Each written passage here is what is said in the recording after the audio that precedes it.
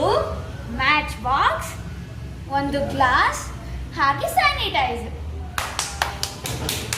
ಈಗ ಈ ಗ್ಲಾಸ್ಗೆ ನೀರು ಹಾಕೋಣ.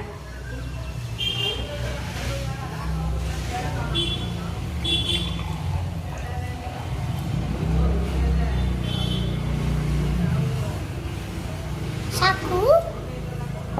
ಈಗ ಇದಕ್ಕೆ ಸ್ಯಾನಿಟೈಸರ್.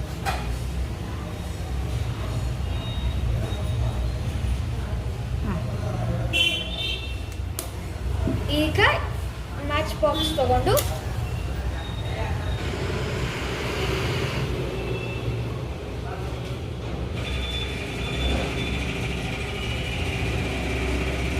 ಈಗ ಏನು ಕಾಣಿಸ್ತಿಲ್ಲ, ಆದರೆ ನೋಡಿ,